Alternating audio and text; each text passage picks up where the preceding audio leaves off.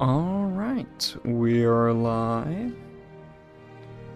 Today we're playing Morrowind. We're gonna keep going on the journey of finding and reading all the books. Let's see, should be all set up already. Yep. Alright. Hello, Jasper. I don't know if you're still here, but if you are, how are you doing? And how's everyone else doing as well? Hope you guys had a good day. Alright, so right off the bat, there's lots of books here that I haven't read, I don't believe. So, let's see. Invocation of Azura. I believe I have read that one. But I'm just going to go through this bookshelf first, see which ones I have read and which ones I haven't, and then I'm going to get straight into reading. This time I don't have to run around trying to find a book at the start of the stream, which is nice. I think I'm going to try to do that again next time. Find a couple books at the end, so that the next time I can just right away hop into some books. Okay, so Invocation of Azura is probably going to be, I'm pretty sure I've read it, but it's probably going to be in the religious text. Invocation of Azura, yes, I have read that one. Then we have Book of Life and Service.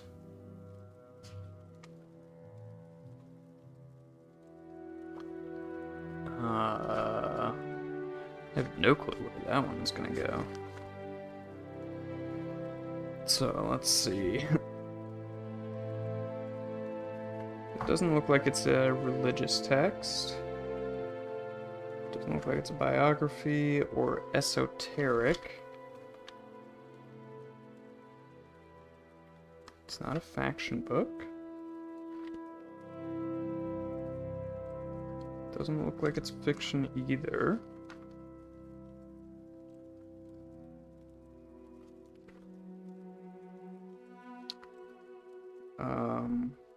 I actually don't know where this one is.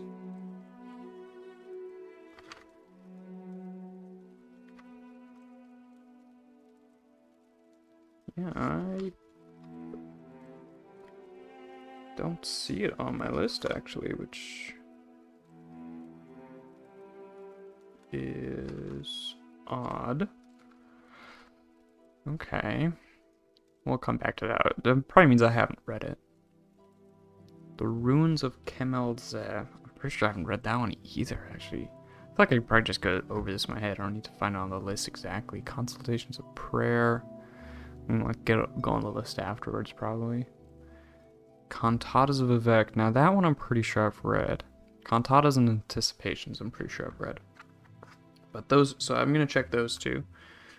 Because, I also know where those are gonna be.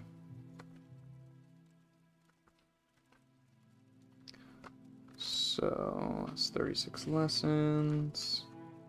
Yes, I've read the Anticipations, and I have read the Cantatas, like I thought. Ancestors in the Dunmer. I believe that was, pretty much the book I ended on last time, yeah. So I have read that one.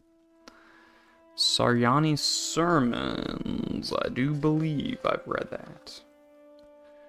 Yes, and then The Pilgrim's Path.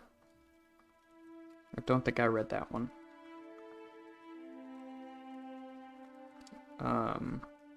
Okay, so we have Book of Life and Service, The Ruins of Kemelze. What are you doing? The Consultations of Prayer, and The Pilgrim's Path. So let's start with let's start with The Pilgrim's Path, I suppose. I better have audio on here. Let me just make sure real quick. Okay, I do. Game audio might be a bit loud, though. Let's turn it down a little bit, just in case. Okay. So, the Pilgrim's Path.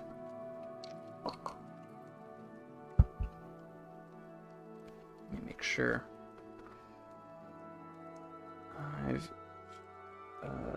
Actually, where is the Pilgrim's Path?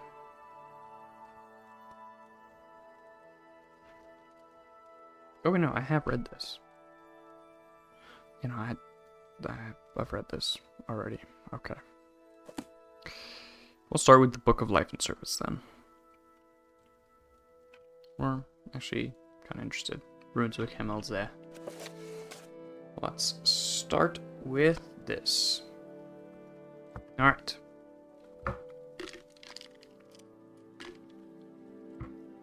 The Ruins of Kemelze by Rollard Nordsen. With the acclamation of the Fellows of the Imperial Society still ringing in my ears, I decided to return to Morrowind immediately.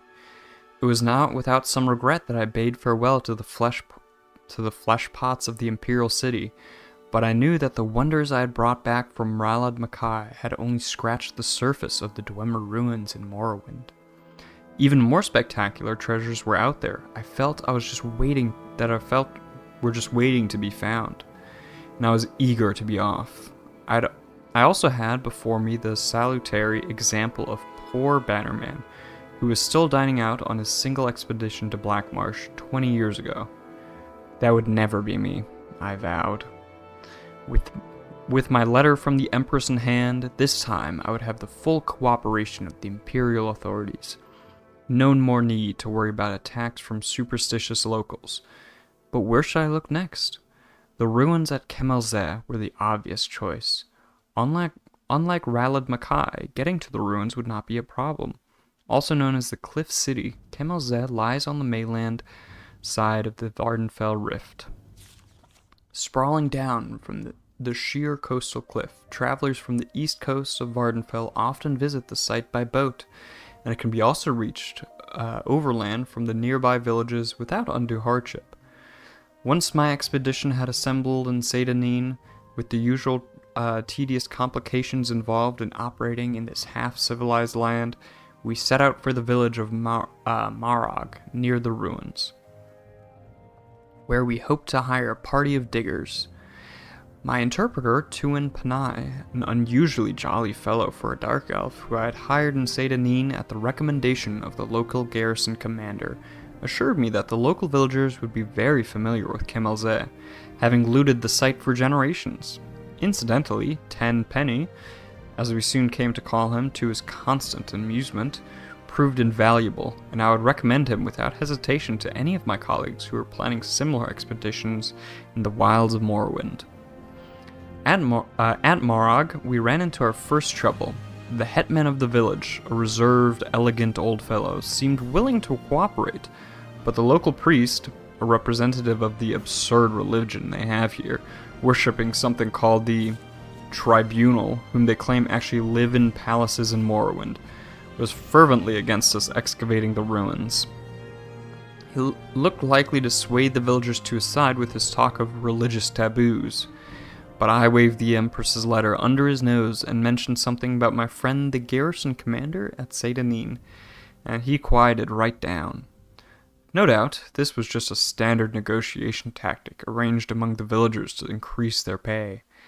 In any event, once the priest had stalked off, muttering to himself, no doubt calling down curse upon the heads of the foreign devils, we soon had a line of villagers eager to sign on to the expedition. While my assistant was working out the mundane details of contracts, supplies, etc., Master Aram and I rode on to the ruins. By land, they can only be reached using narrow paths that wind down the face of the cliff from above, where any misstep threatens to send one tumbling into the sea, foaming about the jagged rocks below. The city's original entrance to the surface must have been in the part of the city to the northeast, the part that fell into the sea long ago when the eruption of Red Mountain created this mind-bogglingly vast crater. After successfully navigating the treacherous path, we found ourselves in a large chamber, open to the sky on one side, disappearing into the darkness on the other. As we stepped forward, our boots crunched on piles of broken metal as common in dwarven ruins as potsherds and other various ancient sites. This was obviously where the looters brought their finds from deeper levels, stripping off the valuable outer casings of the dwarven mechanisms and leaving their innards here. Easier than lugging the intact mechanisms back up to the top of the cliff. I laughed to myself, thinking of the many warriors unwittingly walking around Tamriel with pieces of dwarven mechanisms on their backs, for that, of course, is what most dwarven armor really is. Just the armored shells of an ancient mechanical men. I sobered when I thought of how exceedingly valuable an intact mechanism would be. This place was obviously full of dwarven devices, judging from the litter covering the floor of this vast chamber. Or had been, I reminded myself. Looters had been working over this site for centuries. Just the casing alone would be worth a small fortune sold as armor.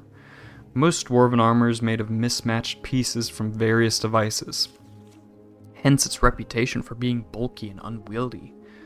But a match set from an intact mechanism is worth more than its weight in gold, for the pieces all fit together smoothly and the wearer hardly notices the bulk. Of course, I had no intention of destroying my finds for armor. No matter how valuable, I would bring it back to the Society for Scientific Study. I imagined the astonished cries of my colleagues as I unveiled it at my next lecture and smiled again. I picked up a discarded gear from the piles at my feet. It still gleamed brightly as if newly made, the dwarven alloys resisting the corrosion of time. I wondered what secrets remained hidden in the maze of chambers that lay before me, defying the efforts of looters, waiting to gleam again in the light they had not seen in long eons, waiting for me. It remained only to find them. With an impatient gesture to Master Arm to follow, I strode forward into the gloom. Master Arm, Tenpenny, and I spent several days exploring the ruins, while my assistants set up camp at the top of the cliff and hauled supplies and equipment from the village. I was looking for a promising area to begin excavation, a blocked passage or a corridor untouched by looters that might lead to completely untouched areas of the ruin. We found 2 such areas early on, but soon discovered that the many winding passages bypassed the blockage and gave access to the rooms behind. Nevertheless, even these outer areas, for the most part, stripped clean of artifacts by generations of looters, were full of interest to the professional archaeologist. Behind a massive bronze door, burst from its hinges by some ancient turmoil of the earth, we discovered a large chamber filled with exquisite wall carvings, which impressed even the jaded Tenpenny, who claimed to have explored every dwarven ruin in Morrowind. They seemed to depict an ancient ritual of some kind, with a long line of classically bearded dwarven elders processing down the side walls, all seemingly bowing to the giant form of a god carved into the front wall of the chamber, which was caught in the act of stepping forth from the crater of a mountain in a cloud of smoke or steam. According to Master Aram, there are no known depictions of dwarven religious rituals, so this was an exciting find indeed. I set a team to work prying the carved panels from the wall, but they were unable to even crack the surface. On closer examination, the chamber appeared to be faced with a metallic substance with the texture and feel of stone, impervious to any of our tools, considered having Master Arm try his blasting magic on the walls, but decided that the risk of destroying the carvings was too great. Much as I would have preferred to bring them back to the Imperial City, I had to settle for taking rubbings of the carvings. If my colleagues in the society showed enough interest, I was sure that a specialist could be found, perhaps a master alchemist, who could find a way to safely remove the panels. I found another curious room at the top of a long, winding stair, barely passable due to the fall of rubble from the roof. At the top of the stair was a domed chamber with a large, ruined mechanism at its center. Painted constellations were still visible in some places on the surface of the dome.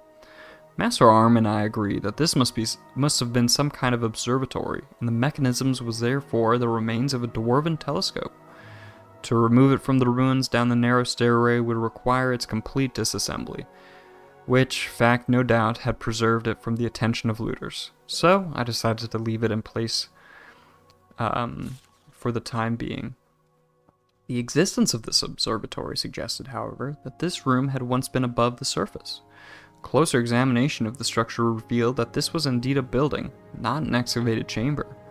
The only other doorways from the room were completely blocked, and careful measurements from the top of the cliff to the entry room and then to the observatory revealed that we were still more than 250 feet below the present ground level, a sobering reminder of the forgotten fury at Red Mountain. This discovery led us to focus our attentions downward. Since we now knew approximately where the ancient surface lay, we could rule out many of the higher blocked passages. One wide passage, impressively flanked with carven pillars, particularly drew my interest. It ended in a massive rockfall, but we could see where looters had begun and then abandoned a tunnel through this debris. With my team of diggers and Master Arms Majory to assist, I believe we could succeed where our predecessors had failed. I therefore set my team of Dark Elves to work on clearing the passage, relieved finally to be beginning the real explorations of Kemel-Zeh. Soon, I hoped my boots would be stirring up dust that had laid undisturbed since the dawn of time. With this exciting prospect before me, I may have driven my diggers a bit too hard. Tenpenny reported that they were beginning to grumble about the long days, and that some were talking of quitting. Knowing from experience that nothing puts heart back into these dark elves like a taste of the lash, I had the ringleaders whipped and the rest confined to the ruins until they had finished clearing the passageway. Thanks Stendar for my foresight in requisitioning a few legionnaires from Sedanin. They were sullen at first, but with the promise of an extra day's wages when they broke through, they soon set to work with a will. While these measures may sound harsh to my readers back in the comforts of civilization, let me assure you that there's no other way to get these people to stick to a task. The blockage was much worse than I had first thought, and in the end it took almost 2 weeks to clear the passage. The diggers were as excited as I was when their picks finally broke through the far end into the emptiness, and we shared a round of local liquor together. A foul concoction, in truth. To show that all was forgiven, I could hardly restrain my eagerness as they enlarged the hole to allow entry into the chamber beyond.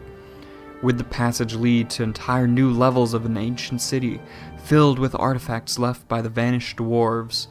Or would it only be a dead end, some side passage leading to nowhere? My excitement grew as I slid through the hole and crouched for a moment in the darkness beyond. From the echoing sounds of the stones rattling beneath my feet, I was in a large room, perhaps very large. I stood up carefully and unhooded my lantern. As the light flooded the chamber, I looked around in astonishment. Here were wonders beyond even my wildest dreams. As the light from my lamp filled the chamber beyond the rockfall, I looked around in astonishment. Everywhere was the warm glitter of dwarven alloys. I had found an untouched section of the ancient city. My heart pounding with excitement, I looked around me. The room was vast, the roof soaring up into the darkness beyond the reach of my lamp, the far end lost in shadows with only a tantalizing glimmer hinting at treasures not yet revealed. Along each wall stood rows of mechanical men, intact except for one oddity. Their heads had been ritually removed and placed on the floor at their feet. This could mean only one thing. I had discovered the tomb of a great dwarven noble, maybe even a king. Burials of this type had been discovered before, most famously by Ransom's expedition to Hammerfell, but no completely intact tomb had ever been found until now. But if this was truly a royal burial, where was the tomb? I stepped forward gingerly, the rows of headless bodies standing silently as they had for eons, their disembodied eyes seeming to watch me as I passed.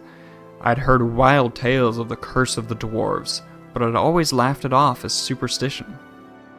But now, breathing the same air as the mysterious builders of this city, which had lain undisturbed since the cataclysm that spelled their doom, I felt a twinge of fear.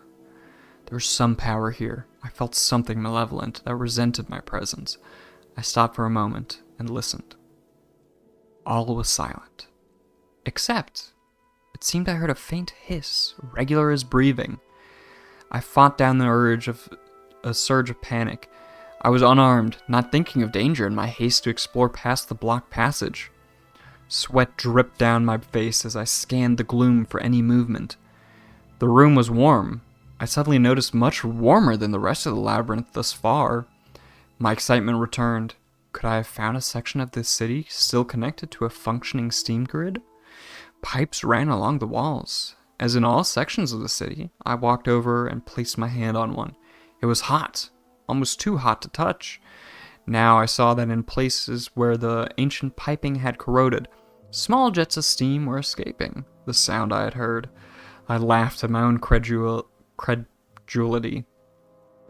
I now advanced quickly to the far end of the room, giving a cheerful salute to the ranks of mechanical soldiers who had appeared so menacing only moments before. I smiled with triumph as the light swept back the darkness of centuries to reveal the giant effigy of a dwarven king standing on raised days, his metal hand clutching his rod of office. This was the prize indeed. I circled the days slowly, admiring the craftsmanship of the ancient dwarves. The golden king stood 20 feet tall under a freestanding domed cupola, his long, upswept beard jutting forward proudly as his glittering metal eyes seemed to follow me. But my superstitious mood had passed. I gazed benevolently on the old dwarven king, my king as I had already begun to think of him.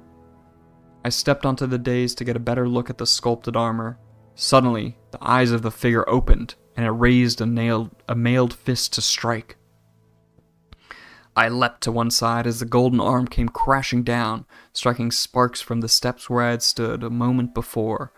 With a hiss of steam and the whir of gears, the giant figure stepped ponderously out from its canopy and strode towards me with frightening speed, its eyes tracking me as I scrambled backwards.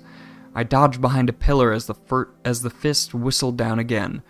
I had dropped my lantern in the confusion, and now I crept into the darkness outside the pool of light, hoping to slip between the headless mechanisms and thus escape back to the safety of the passageway.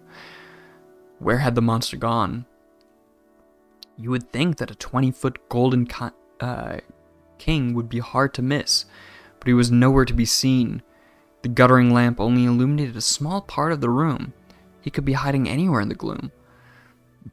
I crawled faster. Without warning, the dim ranks of the dwarven soldiers in front of me went flying as the monstrous guardian loomed before me. He had cut off my escape. As I dodged backwards, blow after blow whistled down as the implacable machine followed me relentlessly, driving me into the far corner of the room. At last, there was nowhere left for me to go. My back was to the wall. I glared up at my foe, determined to die on my feet. The huge fists lifted for one final blow. The room blazed with a sudden light. Bolts of purple energy crackled across the metal carapace of the dwarven monster, and it halted, half turning to meet his new threat. Master Arm had come. I was about to raise a cheer when the giant figure turned back to me, unharmed by the lightning bolt hurled by Master Arm. Determined to destroy this first intruder, I shouted, "Steam! Steam!" as the giant raised his fist to crush me into the floor. There was a hiss and a gust of bitter cold. I looked up. The monster was now covered with a shell of ice, frozen in the very moment of dispatching me. Master Arm had understood. I leaned against the wall with relief. The ice crackled above me. The giant golden king stood before me, the shell of ice falling away, his head swiveling towards me in triumph. Was there no stopping this dwarven monstrosity? But then the light faded from his eyes, and his arms dropped to his sides. The magical frost had worked, cooling its steam-driven energy. As Master Arm and the diggers crowded around me, congratulating me on my narrow escape, my thoughts drifted. I imagined my return to the Imperial City. I knew that this would be my greatest triumph yet. How could I possibly top this find? Perhaps it was time to move on. Recovering the fabled Eye of Argonia. Now that would be a coup. I smiled to myself, reveling in the glory of the moment, but already planning my next adventure. Dang, that was a really good book. Yeah, that was real nice. I'm pretty sure, like, in the beginning it was talking about, like, the mural that he saw. I'm forgetting the name, but that's the brass god that the Dwemer built using, like, Lorcan's heart and stuff. Pretty cool. And then that Tiber Septim then used to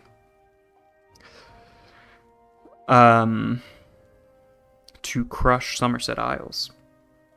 So yeah, that was the way that was written. That was real engaging for me. I gotta say that might be. I mean, I didn't really like the main character. He's kind of an arrogant prat, but the way it was written was just so good. That might be up there for favorite books so far. Alright, so that's probably gonna be a like history book, I guess.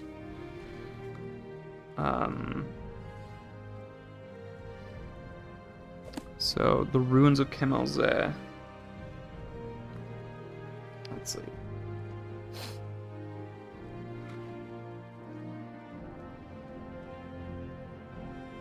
But I'm not seeing it.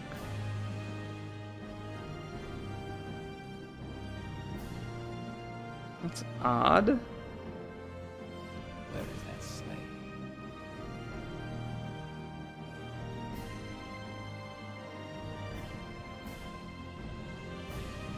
Yeah, I'm not seeing it on my list to check off.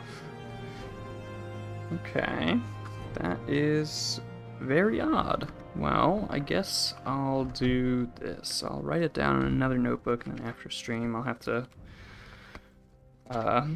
remember to see if I just missed where it was, so I can, move on to the next book. Ruins of Kemelzeh. Quickly, Outlander. I haven't much time. All right, next book. Okay, we read that.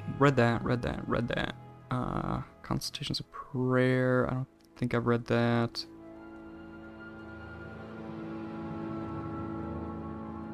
Okay. This is next. The Consultations of Prayer. Through the bounty... Actually, hold on. Let me drink a little bit first.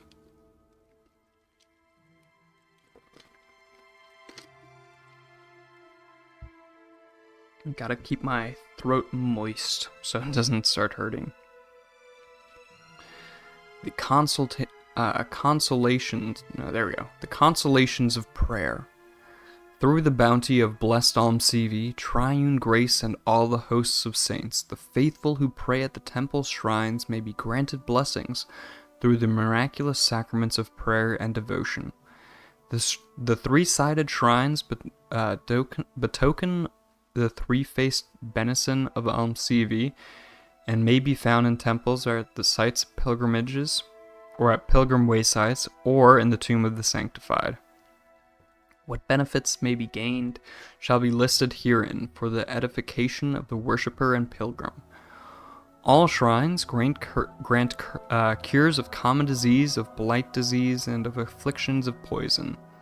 Those shrines bearing the images of Vivek, Almalexia, and Sotha Sil also may grant the blessings of Almsevi restoration, which restores damaged attributes, and the three blessings of Almsevi: Vivek's mystery for good fortune, Soul of Sotha Sil for magical power, and Lady's Grace for endurance of hardships. Those shrines bearing the images of the saints may also grant the particular blessings of the saints which are listed for you here. Saint Aurelor grants Aurelor's intervention for fortifying character. Saint Delin grants Shield of Saint Delin for resistance to blight disease. Saint Felms grants Felm's Glory for greater skill in restoring magics. Saint Lothus grants Rock of Lothus for fortifying the will. Saint Maris grants Maris's Warding for resistance to corpus disease. Saint Nerevar grants Spirit of Nerevar for fortifying the body's vigor. St. Olms grants Olms benediction for resistance to common disease. St. Relms grants Relms grace for endurance of hardship. St. Rorus grants Rorus's bloom for fortifying the body's health. St. Surin grants Surin's shield for resistance to poisons. St. Veloth grants Veloth's indwelling for magical power, and also grants the blessings of Almsevi restoration, which restores damaged attributes. The faithful are granted these blessings when they pray at the shrines and make a modest donation. The blessed of the initiate rank and higher of the temple have already made their devotions in service and piety, and need only pray at the shrines to receive their benefits. And Almsevi is generous, so even an unbeliever may receive a blessing if he prays, if he proves his respect with a generous donation. Okay.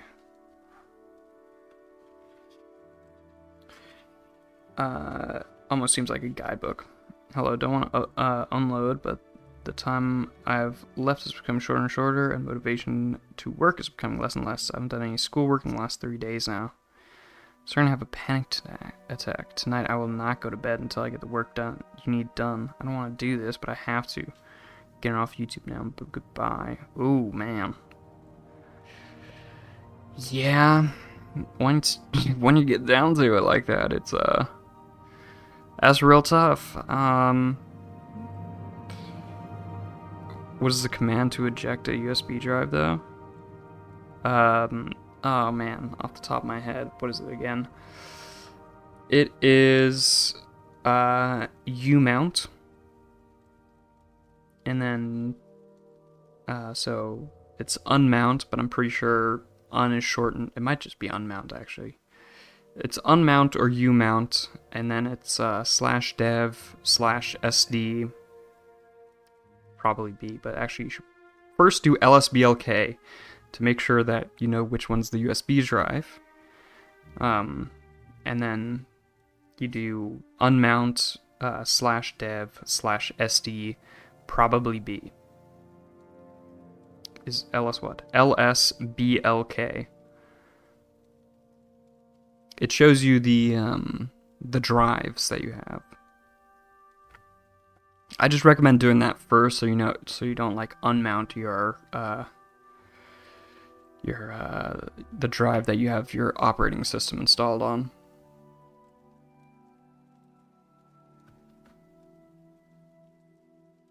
The terminal didn't like that. Didn't like what? lsblk. So I'm remembering the command wrong as well. I'll just rip it out and corrupt it. I mean, didn't like no, it's... I'll just type it in chat.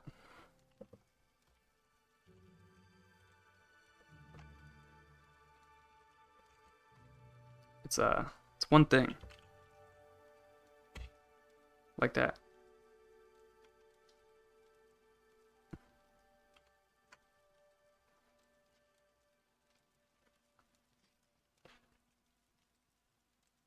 Alright, let me mark this. It was... what was it? What was the book called? Okay, now you found it. Okay. And then do... it's either umount or unmount, I'm pretty sure. Consultations of prayer.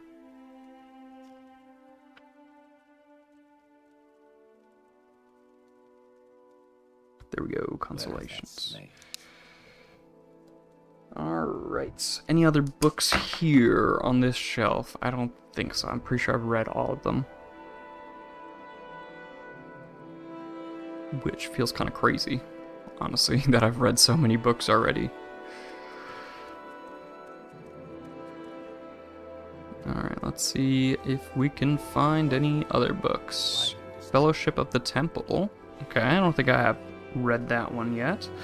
But yeah, I mean, I hope the homework works out for you, because, yeah, I mean, when you get down to it like that, it's tough. But, I don't know. You just gotta crack down and do it. There's no just easy solution for that. The Doors of the Spirit. Okay, both of those books I haven't read yet. Let's start. I feel like Doors of Spirit. Let's start with that one. I feel like that one's gonna be pretty interesting. And I'm pretty sure I also know where it is on my list. It's probably gonna be a religious text.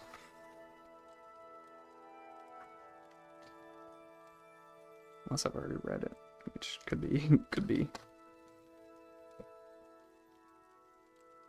I have read it. Yeah, I've already read this one. But this one I'm pretty sure I haven't. Fellowship of the Temple. Alright, let's take another drink.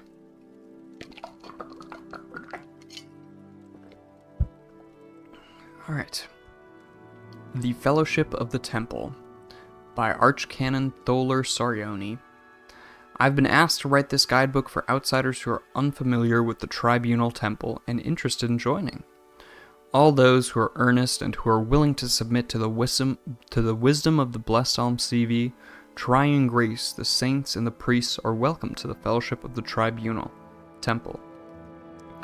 The Temple is the religion of Morrowind and Dunmer people, and has been for generation upon generation. With guidance and counsel of Almalexia, Vivek, and Sothasil, the anticipations and all the hosts of saints and ancestors, the temple guards and protects the lands and people of Morrowind. Those who follow the tribunal must have the personality to lead others and the willpower to resist the world's temptations. When violence is needful, we fight with the staves and hammers. Armored only in our faith, we study restoration and alchemy to heal the people, and mysticism to learn more of the divine. We must also study conjuration to speak with the spirits of our ancestors and protect against those who traffic with the four corners. Those interested in joining the Tribunal Temple should speak to priests at the temples in Aldrune, Balmora, Molag Mar, and Ghostgate, or with priests at the High Fane in the temple compound in Vivek. Articles of Faith. The temple believes that Almalexia, Vivek, and Sothasil were mortal guardians of Morrowind who walked the earth, defeated the Dunmer's greatest enemies, the Nords and the Dwarves, and achieved divine substance through superhuman discipline and virtue, and supernatural wisdom and insight. Like loving ancestors, they guard and counsel their followers. Like stern parents, they punish sin and error. Like generous relatives, they share their bounty among the greatest and least, according to their needs. Duties of the faithful. Your four lord duties are to faith, family, masters, and all that is good. Perform holy quests and bring luster to the temple. Never transgress against your brothers or sisters, and never dishonor your house or your ancestors. Serve and protect the poor and weak, and honor your elders and clan.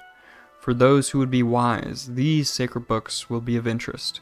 Sariani sermons, learn from the teachings of Vivek, and from the Archcanon's sermons on the seven graces.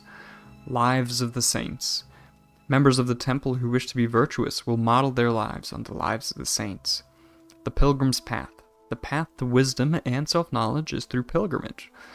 Those who would rise in the ranks of the faithful may retrace the steps of lords and saints and gain blessings and learn virtue by suffering and overcoming hardships.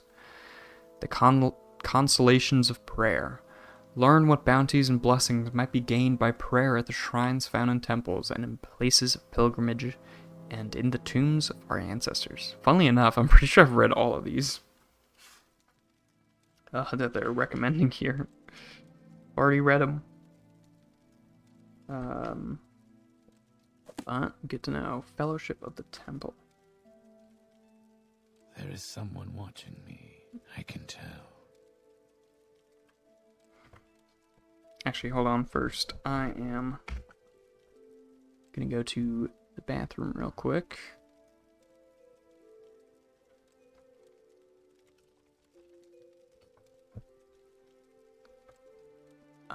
But where should I put it? I'll just put it right here, I guess. There we go. Alright, I'll be right back.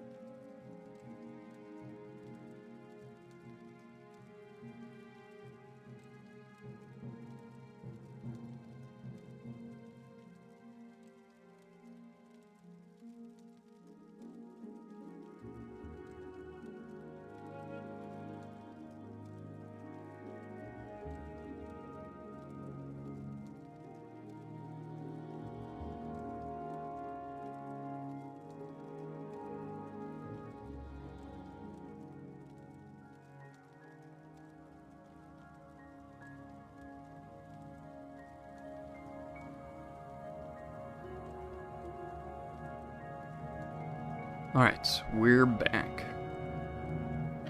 So, where was I? Fellowship of the Temple.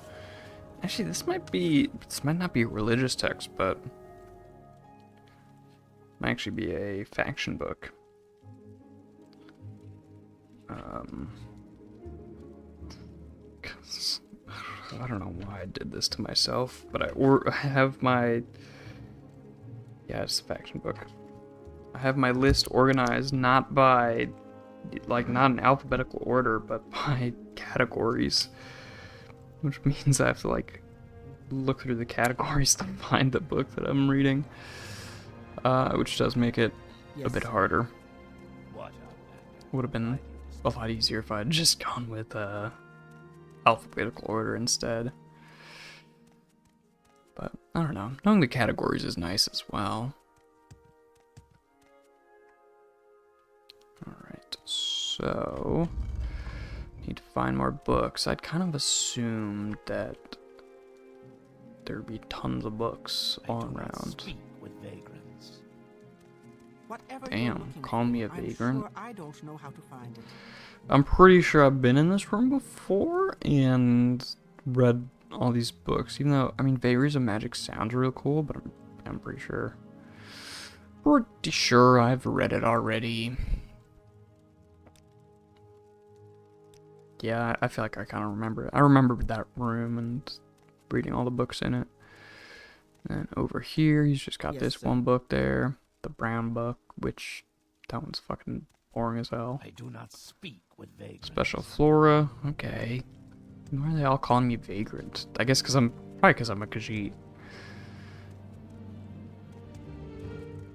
It's a bit of a maze here. I don't know where I'm going. I just know I'm going up. Okay. So that's the council house. That's just out to Sadrith Mora. There's not gonna be any books here because those are just all the mouths. It's like a meeting. Okay, damn. So racist. Let's see, maybe there's some stuff upstairs. Oh, they're just above the room. This is actually really cool looking though. They've got a sweet place here. But, I mean, this is basically just an office building, so I guess they're not going to have too many books. So, let's head on out and see if we can find any more. Oh, wrong way again. There we go. Okay. Yes, I'm hitting the road. Let's see. Honestly, wait. It's not Sadrith. It's Sadrith Mora, right? Yeah. Sadrith Mora is probably one of my favorite looking, cities in the game. Like it is like very dark elf. Like there's nothing like imperial about this city. Yeah, and I don't know. Like the way that imperial stuff looks is cool. But I don't know. I like the more alien and fantasy way that Sadrith Mora and like all the dark elf stuff looks. Whereas like Skyrim and Oblivion feel a lot more like standard fantasy. These guys probably don't have books. Sorry, stranger. My time is short, so get on with it. No. Buy some slaves there, but not gonna go for that. Let's see. Hole in the wall. It's probably not gonna have. It's not really gonna have books. I feel like that is one of the council members' houses, so I feel like the council member's probably gonna have quite a few books. So that might be a good place to check. We could go into someone's house. But yeah, I don't think they appreciate me intruding.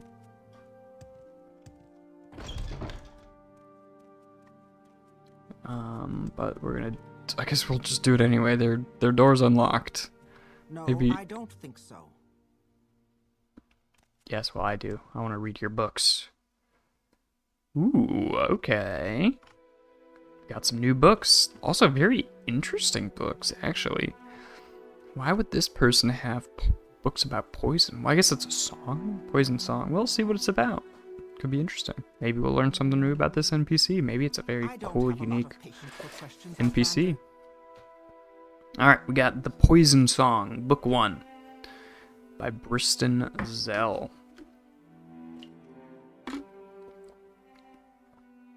Alright. It was beginning again. Even though everything seemed serene, the last ember of crackling in the hearth, young servant girl and her child slumbering in a chair by the door, a tapestry half finished against the wall, waiting to be completed tomorrow. One of the moons visible through a milky cloud outside the window, a lone bird out of sight in the rafters, cooing placidly. Tay heard the first chords of the song strike dissonantly somewhere far away. The bird in the rafters croaked and took flight through the window. The baby in the girl's arms woke and began to scream. The song swelled in intensity, yet still remained subtle and stately tempo. The movement of everything seemed to take on the rhythm of the music, as if strange choreography had been staged. The girl rising to the window, the clouds reflecting black-red from the inferno below, her scream all muted, consumed by the song. Everything that came thereafter, Tay had seen so many times, it has almost ceased to be a nightmare. He did not remember anything of his life before coming to the island of Gorn, but he understood that there was something different in his past that set him apart from his cousins. It wasn't simply that his parents were dead. His cousin, by Nara's parents, had also died in the war. Nor were the other housemen on Gorn or nearby Mournholm unusually cruel to him. They treated him with the same polite indifference that any Indoril has for every other 8-year-old boy that got underfoot. But somehow, with absolute certainty, Tay knew he was alone. Different. Because of a song he always heard, and his nightmares. "You're certainly imaginative," his aunt Ulaya would smile patiently before waving him away so she could return to her scriptures and chores. Different? Everyone in the world thinks they're different. That's what makes it such a common sentiment, said his older cousin, Kalkarith, who was studying to be a temple priest and had a firm grasp on paradoxes. If you tell anyone else that you keep hearing music where there's no music to be heard, they'll call you mad and bury you in the shrine of Shir Gorath. His uncle Trifilith would snarl before striding away to attend to his business. Only his nursemaid, Edaba, would listen to him seriously and just nod with a faint look of pride. But she would never say another word. His cousin and chief playmate by Nara was by far the least interested in the stories of his songs and his dreams. "How tiresome you are with all this, Tay," said Bainara after luncheon the summer of his 8th year. He, she, and a younger cousin, Vaster, walked into a clearing in the midst of the flowering trees. The grass was very low, barely up to their ankles, and there were big black piles of leaves from the previous autumn. "Now, shall we get back to it? What shall we play?" Tay thought for a moment. We could play the siege of Orsinium." "What's that?" asked Vaster, their constant companion, 3 years their junior. Orsinium was the home of the orcs, often Rothgarian mountains. For hundreds of years it kept growing bigger and bigger and bigger. The orcs would come down out of the mountains and rape and pillage all over High Rock. And then King Joel of Daggerfall and Gaidon Shinji of the Order of Diagna and someone else, I forget, from Sentinel, all joined together against Orsinium. For 30 years they fought and fought. Orsinium had walls made of iron, and try as they might, they couldn't break through. So, what happened? "You're so good at making up things that never happened, why don't you make it up?" So they did. Tay was the king of the orcs, perched up in a tree they called Orsinium. Bainara and Vaster played King Joel and Gaiden Shinji, and they threw pebbles and sticks up at Tay while he taunted them in his most guttural voice. The three decided that the goddess Kinnereth, played by Bainara, in dual role, answered the prayers of Gaiden Shinji and drenched Orsinium in a torrent of rain. The walls rusted and dissolved. On cue, Tay obligingly fell from the tree and let King Joyle and Gaiden Shinji mangle him with their enchanted blades. For the most of that summer, the year 675 of the First Era, Tay was nearly insensible by the power of the sun. There were no clouds, but it rained most every night, so the vegetation on the island of Gorn was bewilderingly lush. The stones themselves seemed to glow with sunlight, and the ditches burned with white meadow sweet and parsley down. All around him were the soft smells of flower and tree, untroubled by the wind. The foliage was purple-green, blue-green, ash-green, white-green. The wide cupolas, twisting cobbled streets, and thatched roofs of the little village of Gorn, and massive bleached rock of Sandal House, all were magical to him. Yet the dreams haunted his nights, and the song continued, whether he was awake or not. Against Aunt Ulia's admonishments, Tay, Bainara, and Vaster had breakfast outdoors every morning with the servants. Ulaya would hold an interior breakfast for herself, and any visiting dignitaries' guests were rare, so she often ate alone. At first, the servants would dine in silence, attempting gentiality, but they broke down and would regale the children with gossip, reports, and stories and rumors. Poor Arnile is laid up with a fever again. I'm telling you, they're cursed, the whole lot of them. Piss on the fairy and they piss right back on you. Doesn't little Miss Starcia look, just a wee bit tight around the belly region lately? She's not. The only servant who didn't speak at all was Tay's nursemaid Ediba. She wasn't pretty like the other maids, but the scars on her face did not deform her. Her poorly set broken nose and her short hair gave her a certain alien mystique. She would merely quietly smile at the gossip and look at Tay with almost frightening love and devotion. One day after breakfast, Bainara whispered to Tay and Vaster, "We have to go to the hills on the other side of the island." She had used such imperatives before and always had something wonderful to show. A waterfall tucked away behind ferns and tall rocks, a sunny grove of figs, a discreet still some peasants had set up, a sickly oak twisted into a kneeling human figure, a collapsed stone wall that they imagined was thousands of years old. The last refuge of a doomed princess they named Morella. The three walked across through the forest until they came to a clearing. A few hundred feet beyond, the meadow sank to a dry creek bed, filled with small smooth stones. They followed that into the dark woods, where trees canopied high over their heads. Sporadic red and yellow blossoms burst along the moist underbrush, but they became rarer and rarer as the children marched on under the umbrageous oaks and elms. The air crackled with birds, ticking a staccato choral piece, a minor chord of the song. "Where are we going?" asked Tay. "It's not where we're going, it's what we're going to see." The forest surrounded the three children completely, bathed them in its tenebrous hues, and breathed on them with wet chirrups and sighs. It was easy for them to imagine that they were within a monster, walking along its twisted spine of stones. Bainara scrambled up the steep hill and peered through the thick mass of shrub and tree. Tay lifted Vaster out of the creek bed and climbed out, gripping soft grass for support. There was no path through the forest here. Brambles and low-hanging branches struck at them like the claws of chained beasts. The cries of the birds became ever more stentorious, as if angered at the invasion.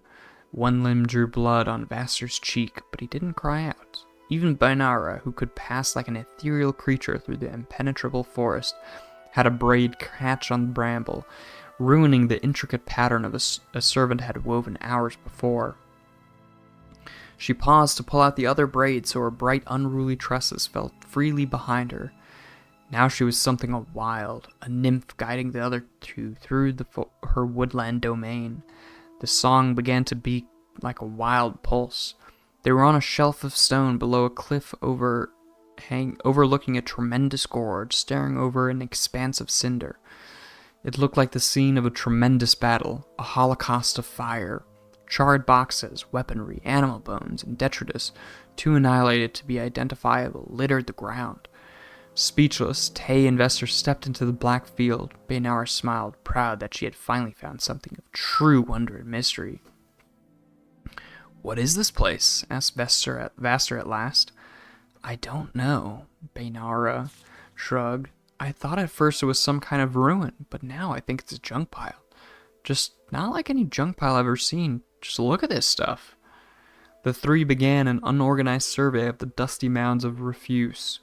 Baynara found a twisted sword and only slightly blackened by flame, and began polishing it to read the inscriptions on the blade. Vaster amused himself by breaking brittle boxes with his hands and feet, imagining himself a giant of unbelievable strength. A battered shield attracted Tay. There was something about it that reverberated with the sound of the song. He pulled it out and wiped its surface clean. "I've never seen that crest before," said Baynara, looking over Tay's shoulder.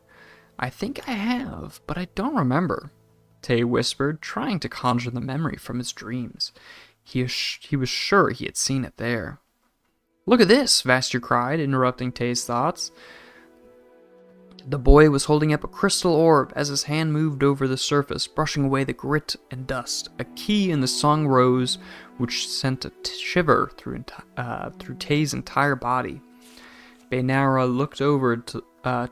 ran over to look at Vaster's treasure, but Tay felt paralyzed. "Where did you find that?" she gasped, gazing into the swirl beneath the crystal surface. "Over in that wagon." Vaster gestured toward a heap of blackened wood, barely discernible from the other piles, but for its cart spokes. Baynara began digging into the half-collapsed structure so only her feet could be seen. The song built in potency, sweeping over Tay. He began walking towards Vaster slowly. "Give me that," he whispered, in a voice he could barely recognize as his own. "No," Vaster whispered back, his eyes locked on the colors reflected in the heart of the globe. "It's mine." Baynara dug through the remains of the wagon for several more minutes, but she could find no treasures like Vaster's. Most everything was destroyed, and what remained was commonplace by any standards. Broken arrows, armor shards, guar bones. Frustrated, she pulled herself out into the sunlight. Tay was alone at the edge of the great gorge. "Where's Vaster?" Tay blinked, then turned back to his cousin with a shrug and a grin. "He went back to show everyone his new plunder. Did you find anything interesting?" "Not really," said Baynara. "We probably ought to get back home before Vaster tells him anything that'll get us in trouble." Tay and Baynara started the walk back at a quick pace. Tay knew that Vaster would not be there when they got back. He would never be returning home. Again, the crystal globe rested snugly in Tay's satchel, hidden under a pile of junk he had picked up. With all his heart, he prayed for the song to return and drown out the memory of the gorge and the long, silent fall down. The boy had been so surprised, he hadn't even had time to scream.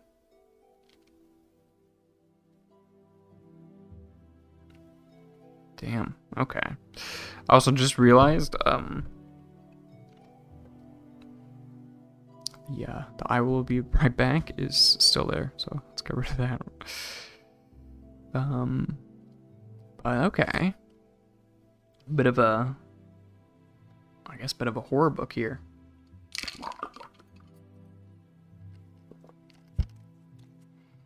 This seems like the type of book I gotta read in order, though. Right, like,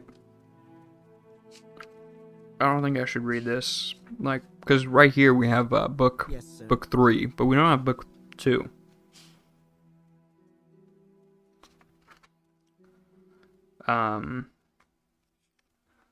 So yeah, I don't know. Let's see. So we have found it on my checklist. So we've read book 1. So there's 6 books total for the Poison Song. Hold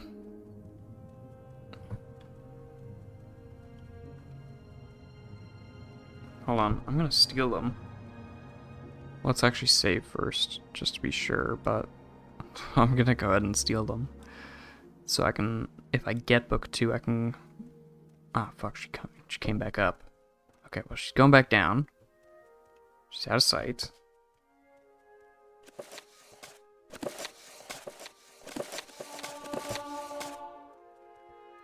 She didn't notice it. Alright, well, I mean, it would be very easy to accuse me Spit it out or hit the road. of stealing the books, because I was the only one here when they went missing all of a sudden. Losing track of time on Friday. I'm upset. It's all good. But yeah, it can be frustrating to lose track of time. Go ahead. I do have at least one book I can read right now if you missed books. Oh, not. I'm gonna keep reading for a while here. I have one book right now that I can read right away, maybe 2 if need be. If you want me to, if you're playing it for your kid to go to bed, I would just have to read the second one. It would be out of order. It's the 3rd book, and I haven't read the 2nd one in that series. Talk with you? Something tells me I might regret. Because I've got, let's see. Oh no. Somewhere within here, I've got Charwich Koningi Volume 4. And I've got, well, actually Poison Book might not be a good one to read because that's like a bit of a horror book, so maybe not that. Yeah, so I've got that book, Charwingi. This is the Morag Tong Guild. I forgot. I don't know. I always forget that the Morag Tong is like just completely legal in Morrowind. You know, it's an assassination guild, but it's just completely legal out in the open. They don't really care.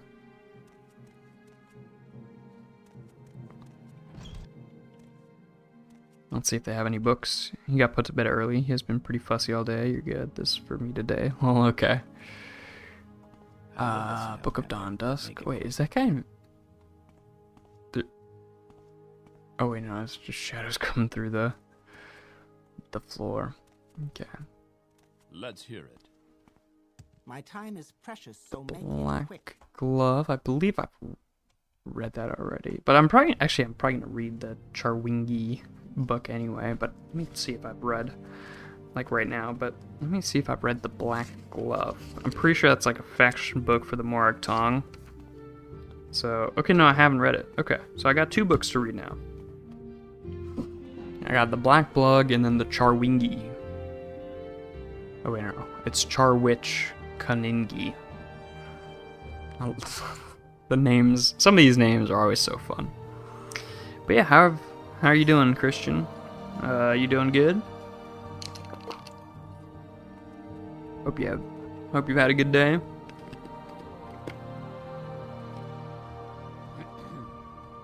Alright, let's see.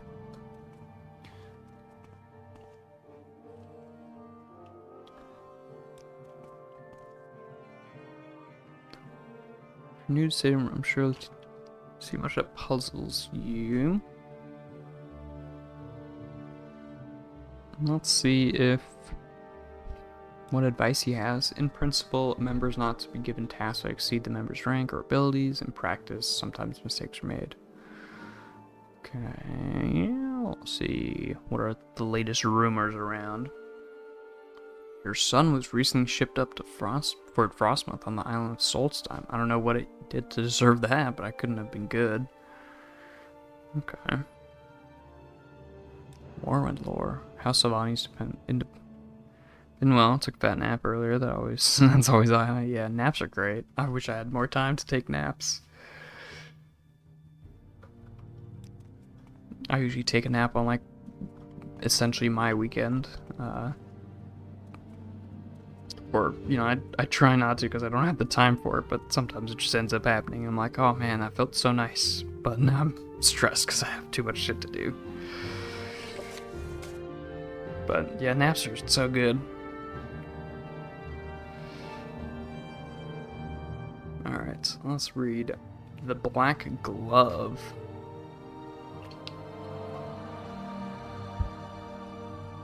I'll go ahead and mark it on here before I forget, actually, as well. Alright. The Black Glove. Swift and agile are the Morak Tong. Silent and unseen they move. Illusions they supply to misdirect their prey. Close and sure they strike with short blade or distant. And secure they strike from afar with accurate missile fire. Light armor protects them from harm, and the acrobatic discipline finds for them the unseen and unlooked for path. Have you these virtues, then perhaps your oath and service may please the Morak Tong. Do you have your friends and your finery, but no place to go? Do you laugh and cry, but no longer feel? Do you wear these masks, then perhaps your oath and service may please the Morak Tong. The blood of the hunter and the blood of the hunted, the joy of the hidden and the joy of the seeker, the blood of the eye and the blood of the gate, the joy of the living and the joy of the dead. Are you one with these things? Then perhaps your oath and service may please Mephala.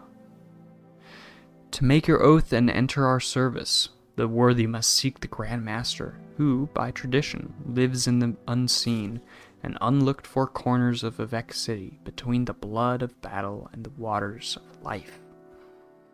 That's fun. So I don't... yeah, because most faction books, they just tell you, oh, to join, talk to this dude. But, you know, Morak Tong, they're assassins, so you have to find the guy. Feels like a quest? Oh, for sure. I mean, it doesn't give you a quest here. I mean, the way... okay, I mean, the way that Morrowind's quests work, honestly... what the fuck is up with this? It is... this questing thing is so bad. Oh, duh, faction book. Yeah, it's a faction book. Every faction has a book that kind of just describes them, but like every other faction book, like the Affairs of Wizards, for example, at least so far that I've read, every faction book is like, oh, the leader of our faction, he's here. If you want to join, talk to this guy, he's here. Or talk to this other guy. You know, they tell you the exact directions for how to join. But so far, maybe the Thieves Guild is probably also going to be similar. But so far, the Black Glove, the Morak Tong faction book for, you know, the Assassination Guild, is the only one where they've been like, oh, you're going to have to try to find the leader to join. So that's a fun one. They give you a little clue, I guess, but that's cool. A nice little lore thing. Because, I mean, if it was just, like, straight, you know, instructions, then it wouldn't feel as immersive, I guess. So that's neat. I like it. Alright, let's see. Charwich Koningi. Oh, hold on. Is this going to be... is this going to be about, like, one of the silvery people? About the Kothringi? Koningi and Kothringi are so similar that I'm kind of hoping it's about the Kothringi, because I don't know a lot about them. They seem kind of unique. Because they're humans that live in Blackmarsh, which Blackmarsh is inhospitable to humans. And then their skin is silver. Like metallic silver. And I guess that's like how they adapted to the poison. I don't know. At least you don't have to badger the locals like in that Daggerfall. Yeah. Alright, we'll see. The Charwick Koningi Letters, Book 4. 8th Sun's Dawn, 3rd Era, 412. Emma Glith, Somerset Isles. That's probably not. Dang. Okay, that's fine. You must forgive me for not meeting you at the palace personally, but I've been unavoidably, tragically detained. I've left the front gate and door unlocked, and if you're reading this, you must have made it at least as far as the antechamber to the east drawing room. Perhaps you've already wandered the estate and seen some of its delights. Before coming to this chamber, the 7 fountains of marble and porphyry, the reflecting pool, the various grooves, the colonnades, and quincunx.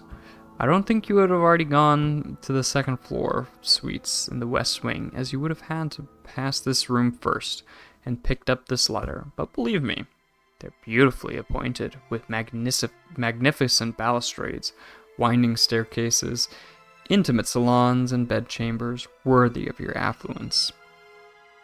The price of this property is exorbitant, certainly, but for a man like you who seeks only the best, this is the villa you must have.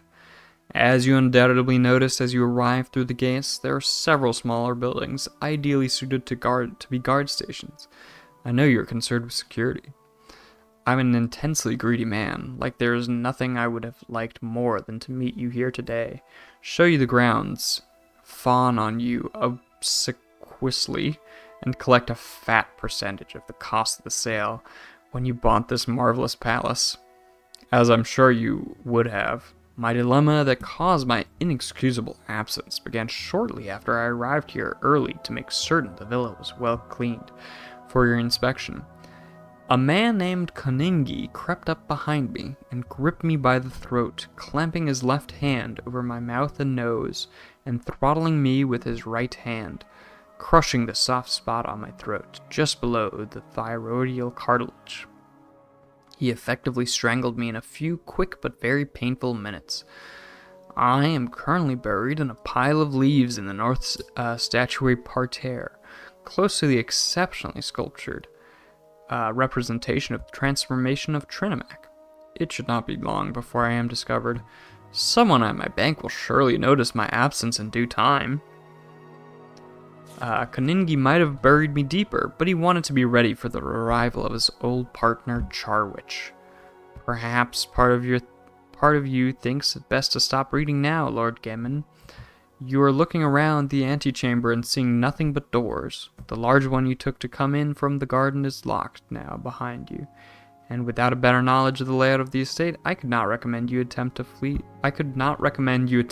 down a corridor that might easily become a dead end. No, much better to keep reading and see where this is going. Koningi, it seems, was in a partnership with his friend Charwich to try to recover Azura's star. They understood it to be in possession of someone named Hadwaf Nathweir, a man who conjured up the Daedra Prince Azura herself to acquire it. As Nathweir originally hailed from High Rock, Charwich went there to look for him, while his partner searched Morrowind. They planned to communicate their findings by letters sent through couriers. Charwich's first letter stated that he had found information that Nerweir had a mysterious patron named Baliasir, a fact he had learned at a cemetery with a gravestone of Nathweir's sister Perira and a lycanthropic caretaker. Koningi replied back that he could find nothing about Baliasir, but believed that Nathweir had returned to High Rock with Perira after getting the star. Charwich's last letter was written on his deathbed, having sustained mortal wounds from his battle with Baliasir, who it seemed had been a mighty Daedra lord. Koningi grieved for his friend and traveled the span of the empire to Wayrest to pay his call of condolences on Lady Morling, the woman at whose house Charwich had been staying. After making some inquiries, Koningi learned that her ladyship had left the city quite suddenly. She had been entertaining a guest named Charwich, and it was understood that he had died.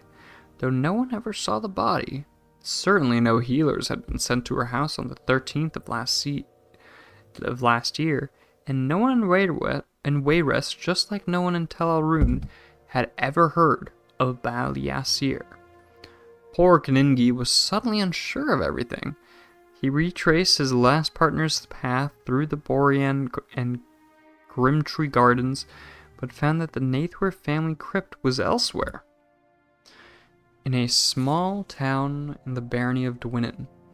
There was indeed a lycanthropic caretaker, fortunately in human form at the time. When questioned, using the technique of strangulation, release, he told Kaningi the story that he had told Charwich many months before.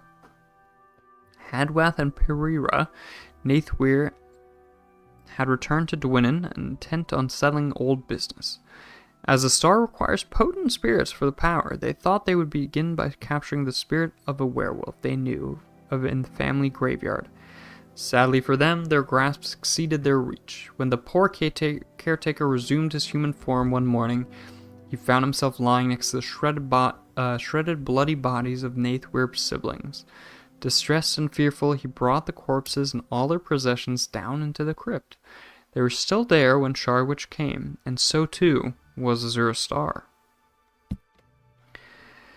Kaningi now saw things clearly. The letters he had received from Charwich were lies, intended to keep him away.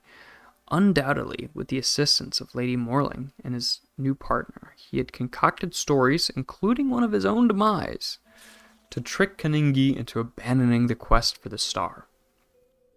It was clearly a sad statement on the nature of friendship, and one that needed immediate correction. It took the better part of 6 months for Kaningi to find his old partner. Charwich and Lady Morling had used the power of the star to make themselves very wealthy and powerful. They assumed a number of different identities in their travel through High Rock and Skyrim, and down to Valenwood and Somerset. Man. And Somerset Isles. Along the way, of course, the star itself disappeared, as great Daedric artifacts always do. The couple still had much wealth, but their love sadly fell in troubled times. When they had reached Alinor, they parted ways. One must assume that during their months together, Charwich must have told Lady Morling about Kaningi. It's pleasant to think of the loving couple laughing over the stories they were telling about the mythical and dangerous Baliasir. Charwich must not have given his former beloved a very accurate physical description, however, because when Lady Morling, then under the identity of Countess Ziliana, met Kaningi, she had no idea who he was. It came as quite a surprise to her when he began strangling her and requesting information about her former paramour. Before she died, she told Kaningi that what Charwich's new name and title was, and where he was looking for a new place. She even told him about me. Given all the twists and bends the last month's chase took him on, it was not difficult to find which palace Charwich was looking to buy, and what time his appointment was to view it. Then he had merely to arrive early, dispose of me, and wait. There our story must sadly end. Look forward to meeting you soon. Yours, Styrix Goinithi, former estate banker. P.S. Charwich, turn around now. Or don't, your choice. Your friend, Kaningi. Damn. Okay. That is... Kaningi, that is quite the creepy letter you had written. Strangulation technique, your favorite? Hell yeah, very effective. No ethical concerns. Kaningi the Strangle is now my new go-to RP. Yeah. Damn, Kaningi. He was real dedicated. I mean, that was beautifully written, Kaningi. That's great. That's hilarious.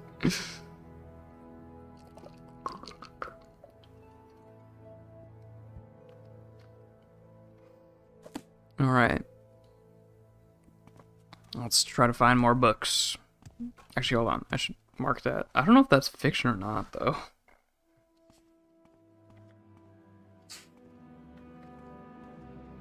I have no clue where this one's gonna be, actually.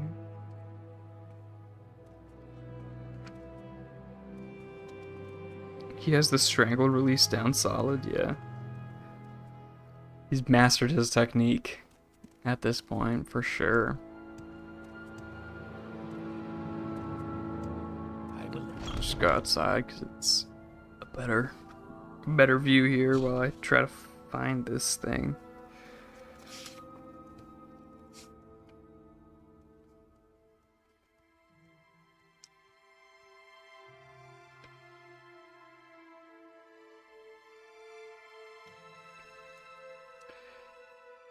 What category could this even be in, though? Oh, here we go. Notes and letters. That makes sense.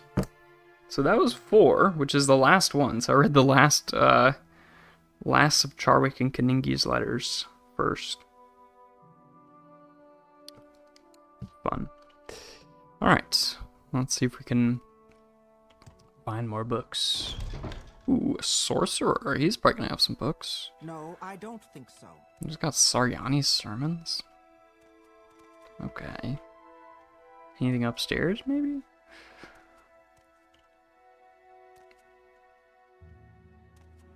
Wow, yeah, you don't have any books. Yeah, you're a sorcerer. Whatever you're looking for, I'm sure I don't know how to find it. Yeah, clearly. Looking for knowledge. Ever heard of it? Shh. Okay. Quickly out. Even this guy's got. Much time. Ooh. This one sounds fun. The Four Suitors of Benetah. I mean, this guy, you know, he doesn't even look all that well off. He's got better books than that one. That was almost fourth wall breaking. Yeah. Alright, the Four Suitors of Benetah. This one sounds fun. Got a bit of a harem situation, I guess. A nice romance story. I think that's the first romance that I've seen, if it is romance. The Four Suitors of Benetah by Joel Yolaves. Up until he was 10 years old, Oin Parnaphakesis was in an elite group of the very best families of Gnissis. They went to the very best tailors, shared the same tutors, played in the same exclusive company. When his mother died and his father discovered that the money they had been living on was based on a thief's salary, he suddenly found himself on a very different kind of society. One that he had been ill-equipped to deal with. They were poor. Oin eventually learned to make a living at the only skill he seemed to be well suited for, gardening. In time, he had grown an impressive garden of willow, anther, gold cannet, chokeweed, white bloatroot, and trauma shrubs. He had also grown himself into a remarkably uninteresting man. Aside from his gardening, he had little to say for himself. Unlearned, uncharismatic, unathletic, uncoordinated, and yet he yearned. Specifically, he yearned for a girl he had known before all his troubles, a sweet thing with curly locks and a joyous laugh named Benetah Gorgoth. Once, when at a play, he had pushed a bully away who was trying to hurt her, and the look of appreciation she gave him was enough to make all his days since then worth their while. As he tended his garden one springtide, not very many years ago, he heard some people talking through the thick, tall trauma shrubs about the marriage of Sedura Induril Pavlek Mamuna, one of the wealthiest and most respected nobles in Gnissis, and Sergio Benetah Gorgoth. His heart fell. She had found another, a mere 9 years since she had given him that look while at play.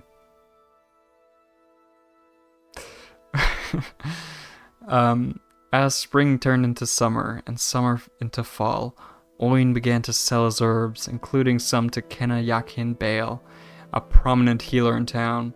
He had been a tutor to both Benetah and Oin, and told the young man that the lady's husband was not very well. Oin held back his happiness and continued on his errands. Not long afterwards, Sedura Induril Pavlek Mamuna fell ill and died. Despite all the skills of the great healers, including Yakin Bale, when Oin came to deliver the herbs that day, he said, "If you're still in communication with Benetah, please give her my sympathies." Nchao, said Yakin, "if I could get a word in with all her counselors, they're trying to find her a new husband, and she's made it clear that she will only marry the strongest man in Morrowind." "Who is that?" asked Oin. "Horath the Strong," replied Yakin. "It is said that he can lift a wagon with but his forefinger and thumb." You can teach me a spell that will fortify my own strength, said Owen. I beg you to teach it to me now. Very well, replied Yakin, but in return, I want your next season's worth of trauma root, all to myself. Owen agreed, and Yakin taught him the spell to fortify his strength. It took him some time to master it, visualizing the magicka streaming through his body, pumping through the very fibers of his muscles for a time, giving him the strength far beyond the puny power nature he had intended. When Owen met Horath on the street of Gnissus, he cast the spell and challenged him to a duel of strength. I am Horath the Strong, said Horath the Strong predictably. Witness as I lift this wagon with but my thumb and forefinger. And he did so. I am Nimlam the Mighty, said Oin, taking some artistic liberty. Witness as I lift the stable that houses your wagon with but my forefinger. And he too did so. The word went out quickly throughout Morrowind. The strongest man alive was in the province. Oin went to visit his friend Yakin Bale.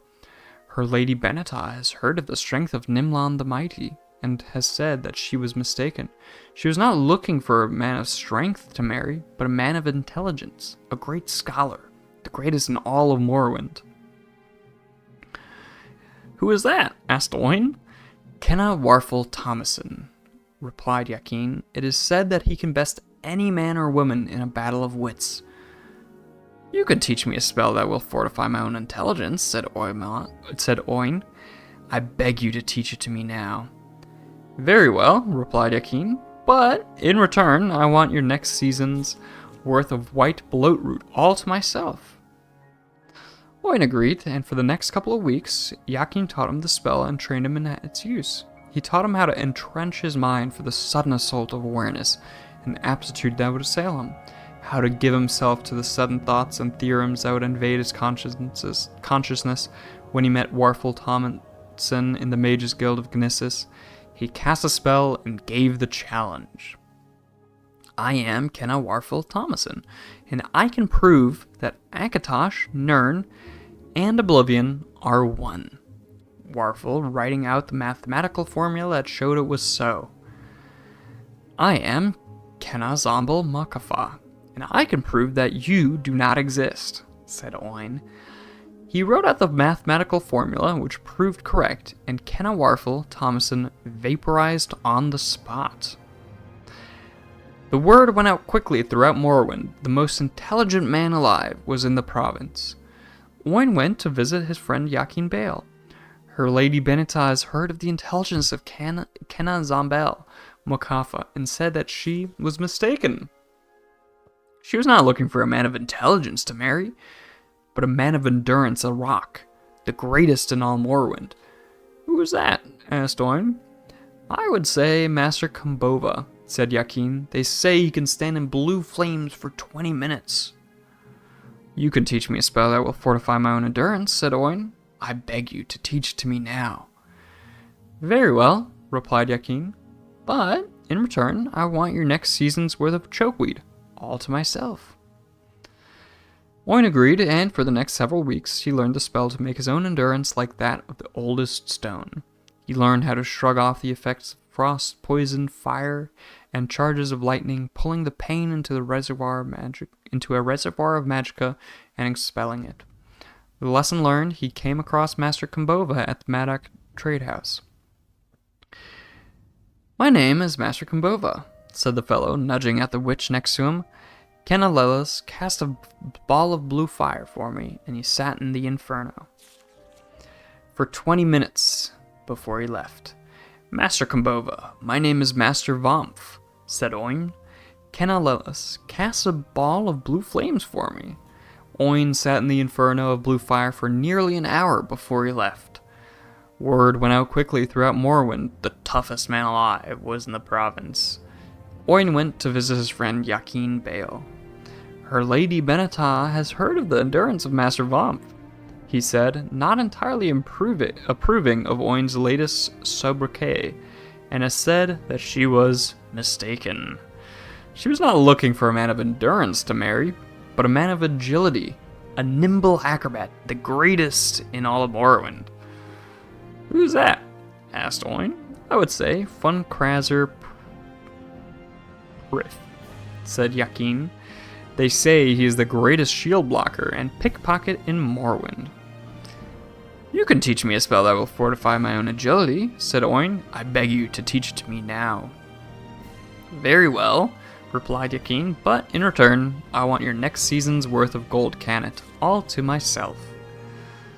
Oin agreed, and Yakin taught him the spell that would fire his impulses with magicka. Over several weeks, he learned how to supplant his own natural energy with the spells, how to view the world at the slower pace a man with advanced agility sees. In time, Oin came upon the Funkrazat in a field outside of the city, doing his regular exercise. Oin cast his spell and approached the acrobat.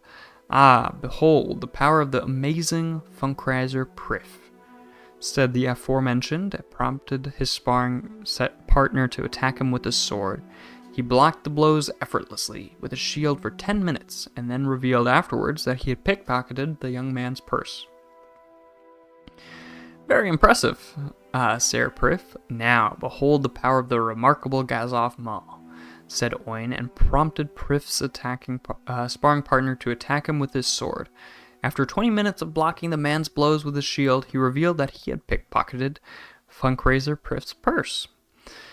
The word went out quickly throughout Morrowind. The most agile man alive was in the province. Oin went to visit his friend Yakin Bale. The door was closed this time, and he heard voices within. Have you heard about the remarkable Gazov Maw? Yakin Bale was asking. He sounds like a very promising suitor. The truth is, Kenna, that I have no more interest in him than I had in Nimlan the Mighty, Kenna Zombil Makafa, or Master Vanth, replied a feminine voice that seemed familiar to Oin. I will have to invent a new test for suitors while I search for my true love. You don't wish to marry the strongest, most intelligent, toughest, most agile suitors? Asked the old healer. No, not at all, said the woman. I had to make some kind of test to rebuff the advances of so many men interested in money and the money of my late husband. The truth is that I've never forgotten the young boy who was so kind to me when I was a little girl, and so brave fighting off the bullies. His name was Oin Parnafecasis. Oin burst into the room and was reunited with Beneta. They were married at once. A week later, he returned to Yakin Bale and learned how to fortify his personality in exchange for the next season's worth of willpower, Willow Anther, and they lived happily ever after. Okay. I guess that's sweet. Dude, this... you pores, sympathies. Dude, this chick is awful. Oin deserves better. I don't know. Oin... I don't know if he deserves better. Like, even before the twist that she was looking for Oin the whole time, I don't know if he actually deserves better. He's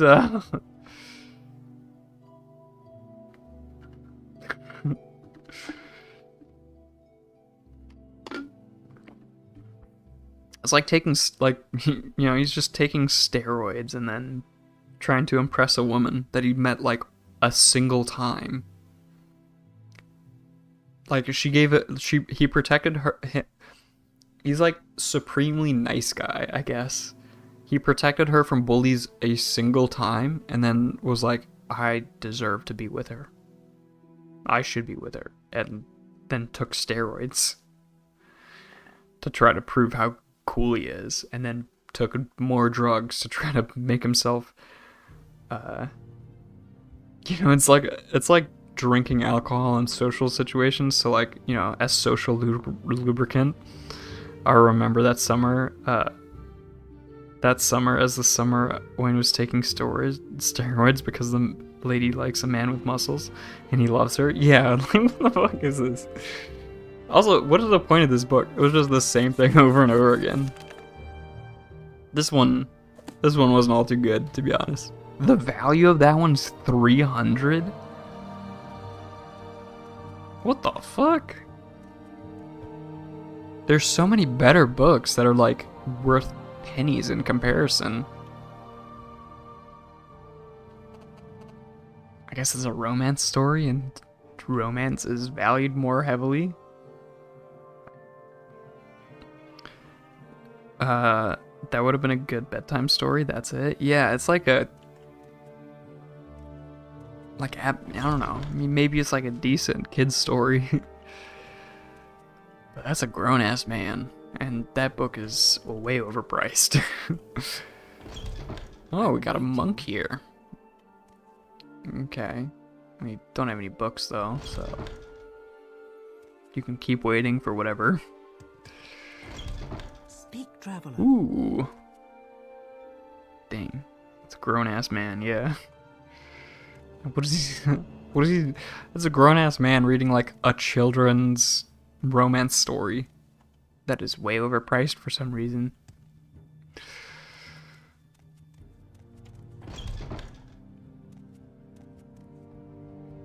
Okay. Speak Yeah, quickly. those are all the little houses here. So let's check out this thing here.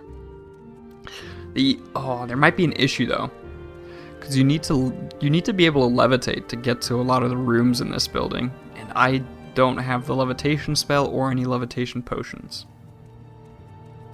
So I might have some trouble navigating this building. We'll see. Hopefully it'll be okay. Maybe there's a vendor, like a guy that sells levitation potions as well, though. Let's see. Doesn't. You talk Levitation grind time? Maybe. Ooh, he's got a bunch of books just out. Just sitting out, though. I was definitely right to come here. I mean, I've read quite a few of these. Ooh, the monomyth. I definitely want to read the monomyth. Speak quickly, Outlander, or go away. Because, so the monomyth is... Well, I guess I don't really know if it's what I'm thinking of, I suppose. But the monomyth is like... Because every single culture in the Elder Scrolls series has a different creation story. But... and like different ideas of what God is and stuff. So the monomyth might be like the combination of those. And I mean, if it's the Skal religion as opposed to a steromyth, yeah. Like the monomyth, I'm pretty sure is supposed to be like the one true myth, which doesn't make much sense, but whatever. But like the Skal, I'm pretty sure, believe in the monomyth, and those are some Nords that live in forget what the island's called. But there's some Nords, and basically, we'll see if what I think it is will match up. So the monomyth, I believe, is the idea of the Godhead, which is basically that all of the Elder Scrolls is a dream that essentially God dreamed up. Basically Todd Howard is God of Elder Scrolls. I don't know. It's not necessarily Todd, but so the Skal believe that some being, I'm just gonna go with Todd. They believe that Todd dreamed up this whole universe, and that all of Elder Scrolls just takes place inside of Todd's dream. And so with that, there's the very popular theory of Kim, which is like if you wake up to the dream, like if you wake up to the fact that the entire universe is a dream, then you become a god. And like you keep convincing yourself that even though it is a dream, you're still a real person. So, very interested. We'll see if it works. We're all God, and our playthroughs are the dreams. Exactly. Essentially. Don't give Todd credit. Yeah. Well, I like blaming Todd for everything, so I gotta give Todd credit for everything as well. It's only fair. If you blame everything on Todd, you also have to give Todd all the credit.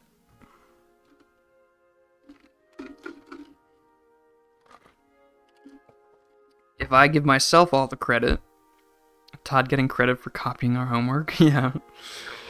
If I give myself all the credit for creating, the world through the playthrough, then all the mistakes I make, I have to blame on myself, and I can't blame on Todd. So, that's the trade-off.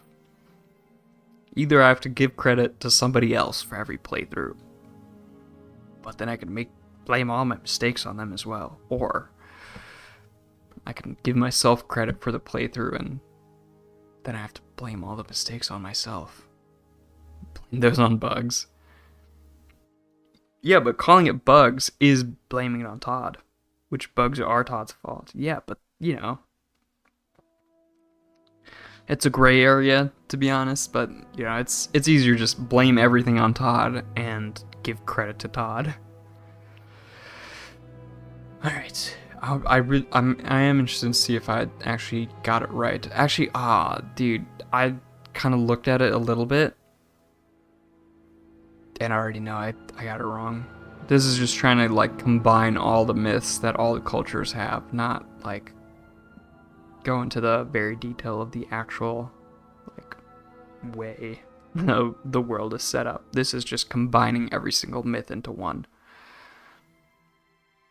So like the the Nords, they have a slightly different mythology, the elves and so on, and the monomyth is just combining them all into one, which is cool. Super myth, yeah. Alright, the monomyth. In Mundus, conflict and disparity are what brings change, and change is the most sacred of the elven forces. Change is the force without focus or origin. Oh my god. Ognithur? Nithur? Taherite? Order of Sigic. Simply put, the schism in the human/Aldmeri worldview is the mortal's relationship to the divine. Humans take the humble path that they were created by the immortal forces, while the Aldmer claim descent from them. It doesn't seem like much, but it is a distinction that colors the rest of their diverging mythologies. All Tamrielic religions begin the same. Ban or Mur, things begin with the dualism of Anu and his other. These twin forces go by many names: Anu and Padma, Anu Padmai, Anuel Sithis, Ak-El, Tak Ak-El, is not. I was like ISIS. Anuel is the everlasting, ineffable light. Sithis is the corrupting, inexpressible action. In the middle is the gray maybe, Nern, in the Elnofex. In most cultures, Anuel is honored for his part of the interplay that creates the world. But Sithis is held in the highest esteem because he's the one that causes the reaction. Sithis is thus the original creator, an entity who intrinsically causes change without design. Even the Hist acknowledge this being. Anuel is also perceived of as order, opposed to the Sithis chaos. Perhaps it is easier for mortals to envision change than perfect stasis, for often Anuel is relegated to the mythic background of Sithis' fancies. In Yakutan folktales, which are among the most vivid in the world, Satak is only referred to a handful of times as the Hum. He's a force so prevalent as to be not really there at all. In any case, from these two beings spring the Atata, or the original spirits. To humans, these Atata are the gods and demons. To the Aldmer, the Aedra and Daedra, or the ancestors, all of the Tamrielic pantheons fill their rosters from these Atata. Though divine membership often differs from culture to culture, like Anu and Padme, though every one of these pantheons contain the archetypes of the Dragon God and the Missing God. The Dragon God and the Missing God... wait, did I read that twice? The Dragon God and the Missing God. The Dragon God is always related to time and is universally revered as the first god. He's often called Akatosh, whose perch from eternity allowed the day. He is the central god of the Cyrodiilic Empire. The missing god is always related to the mortal plane, and is a key figure in the human Aldmeri schism. The missing refers to either his palpable absence from the pantheon, another mental distress that is interpreted a variety of ways, or the removal of his divine spark by other immortals. He's often called Lorcan, and his epithets are many, equally damnable and devout. Note that Tamriel and the mortal plane do not exist yet. The Grey Maybe is still the playground of the original spirits. Some are bound to Anu's light, others to the unknowable void. Their constant flux and interplay increases their numbers, and their personalities take long to congeal. When Akatosh forms, time begins, and it becomes easier for some spirits to realize themselves as beings with a past and a future. The strongest of the recognizable spirits crystallize. Mephala, Arkay, Y'ffre, Magnus, Ripta, etc., etc. Others remain as concepts, ideas, or emotions. One of the strongest of these, a barely formed urge that the others call Lorcan, details a plan to create Mundus, the mortal plane. Humans, with the exception of the Redguards, see this act as a divine mercy, an enlightenment whereby lesser creatures can reach immortality. Aldmer, with the exception of the Dark Elves, see this act as a cruel deception, a trick that sundered their connection to the spirit plane. The Myths of Arbus, subtitled The Sigic, Compensation. Mythic Arbus was an attempt by Artaeum apologists to explain the basics of Aldmeri religion to Uriel V in the early glorious part of his reign. It quietly avoided any blame or bias against the Lorcan concept, which was still held in esteem by the Cyrodiilics as Shazar, the missing siblings of the Divines. Despite this, the Sigic still gave a nice summary of the Elder View. It will serve our purpose here. This version comes from the archives of the Imperial Seminary from the handwritten notes of an unknown scribe. Mythic Arbus exists and has existed from time without measure as a fanciful, unnatural realm.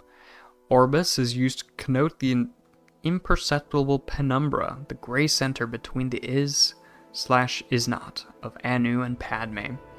It contains the multitude of realms of Aetherius and Oblivion, as well as other less structured forms. The magical beings of mythic Arbus live for a long time and have complex narrative lives, creating the patterns of myth. These are the spirits made from bits of immortal polarity.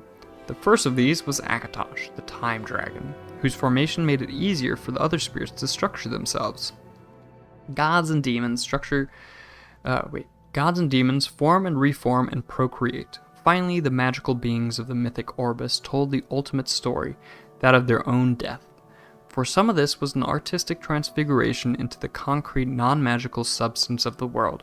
For others, this was a war in which all were slain, their bodies becoming the substance of the world.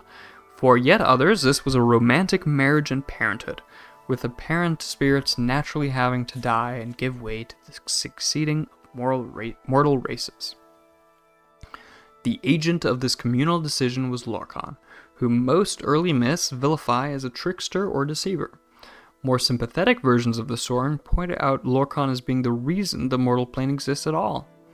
The magical beings created the races of the mortal Arbus in their own image, either consciously as artists and craftsmen, or as the fecund rotting matter out of which the mortals sprung forth, or in a variety of other analogical senses. The magical beings, then having died, became the Atata. The Atata are the things perceived and revered by mortals as gods, spirits, or geniuses of an Arbus. Through their deaths, these magical beings separated themselves in nature from the other magical beings of the unnatural realms. The Daedra were created at this time also, being spirits and gods more attuned to oblivion or that realm, closer to the void of Padme. This act is the dawn of the mythic, Merethic era. It has been perceived by earliest mortals many different ways, either as a joyous second creation or, especially by the elves, as a painful fracturing from the divine. The originator of the event is always Lorcan. This creator, trickster, tester deity is in every Tamrielic myth tradition. His most popular name is the Aldmeri Lorcan, or Doomdrum. He convinced, or contrived, the original spirits to bring about the creation of the mortal plane, upsetting the status quo, much like his father, Padme, had introduced instability into the universe in the beginning place. After the world is materialized, Lorcan is separated from his divine center, sometimes involuntarily, and wanders the creation of the Atata. Interpretations of these events differ widely by culture. Below are some of the better known. Yukuden, Satakal the World Skin. Satak was the first serpent, the snake who came before, and all the worlds to come rested in the glimmer of its scales. But it was so big, there was nothing but, and thus it was coiled round and round itself. And the worlds to come slid across each other, but none had room to breathe, or even be. And so the worlds called to something to save them, to let them out. But of course, there was nothing outside the first serpent, so aid had to come from inside it. This was Akel, the hungry stomach. Akel made itself known, and Satak could only think about what it was, and it was the best hunger, so it ate and ate. Soon, there was enough room to live in the worlds, and things began. These things were new, and they were often made mistakes, for there was hardly time to practice being things before. So most things ended quickly, or were not good, or gave up on themselves. Some things were about to start, but they were eaten up as Satak got to that part of its body. This was a violent time. Pretty soon, Akel caused Satak to bite its own heart, and that was the end. The hunger, though, refused to stop, even in death. And so the first serpent shed its skin to begin anew. As the old world died, Satakal began, and when things realized this pattern, so did they realize what their part in it was. They began to take names like Ruptka or Tuwaka, and they strode about looking for their kin. As Satakal ate itself over and over, the strongest spirits learned to bypass the cycle by moving at strange angles. They call this process the walkabout, a way of striding between the world skins. Ruptka was so big that he was able to place the stars in the sky so that the weaker spirits might find their way easier. This practice became so easy for the spirits that it became a place called the Far Shores, a time of waiting until the next skin. Ruptka was able to sire many children through the cycles, and so he became known as the Tall Papa. He continued to place stars to map out the void for others, but after so many cycles, there were almost too many spirits to help out. He made himself a helper from the detritus of past skins, and this was Sep, or Second Serpent. Sep had much of the hungry stomach still left in him, multiple hungers from multiple skins. He was so hungry, he could not think straight. Sometimes he would just eat the spirits he was supposed to help, but Tall Papa would always reach in and take them back out. Finally, tired of helping Tall Papa, Sep went out and gathered the rest of the old skins and balled them up, tricking the spirits to help him, promising them that this was how you reached the new world, by making one out of the old. These spirits loved this way of living, as it was easier. No more jumping from place to place. Many spirits joined in, believing this was good thinking. Tall Papa just shook his head. Pretty soon, the spirits on the skin ball started to die, because they were very far from the real world of Satakal, and they found that it was too far away to jump to the shores now. The spirits that were left pleaded with Tall Papa to take them back, but Grim Ruptka would not, and he told the spirits that they must learn new ways to follow the stars to the far shores now. If they could not, then they must live on through their children, which was not the same as before. Sep, however, needed more punishment, so Tall Papa squashed the big snake with a big stick. The hunger fell out of Sep's dead mouth and was the only thing left of the second serpent. While the rest of the new world was allowed to strive back to godhood, Sep could only slink around in the dead skin or swim about in the sky, a hungry void that jealously tried to eat the stars. Cyrodiilic, Shazar's song. This was a new thing that Shazar described to the gods, becoming mothers and fathers, being responsible, and making great sacrifices with no guarantee of success. But Shazar spoke beautifully to them, and moved them beyond the mystery and tears. Thus the Aedra gave free birth to the new world, the beasts and the beings, making these things from parts of themselves. This free birth was very painful, and afterwards the Aedra were no longer young and strong and powerful, as they had been from the beginning of days. Some Aedra were disappointed and bitter in their loss, and angry with Shazar, with all creation, for they felt Shazar had lied and tricked them. These Aedra, the gods of the Aldmer, led by Auriel, were disgusted by their enfeebled selves, and by what they had created. Everything is spoiled, for now and for all time, and the most we can do is teach the elven races to suffer nobly, with dignity, and chastise ourselves for our folly, and avenge ourselves upon Shazar and his allies. Thus are the gods of the elves dark and brooding. Thus are the elves ever dissatisfied with mortality, and always proud and stoic, despite the harshness of this cruel and indifferent world. Other Aedra looked upon the creation and were pleased. These Aedra, the gods of men and beast folk, led by Akatosh, praised and cherished their wards. The mortal races. We have suffered and are diminished for all time, but the mortal world we have made is glorious, filling our hearts and spirit with hope. Let us teach the mortal races to live well, to cherish beauty and honor, and to love one another as we love them. Thus are the gods of men tender and patient. Thus are men and beast folk great in heart for joy or suffering, and ambitious for greater wisdom and a better world. Now when the Daedra lords heard Shazar, they mocked him and the other Daedra. Cut parts of ourselves off and lose them forever? That's stupid. You'll be sorry. We're far smarter than you, for we will create a new world out of ourselves, but we will not cut it off, or let it mock us, but we will make this world within ourselves, forever ours, and under our complete control. So the Daedra lords created the Daedric realms, and all the ranks of lesser Daedra, great and small.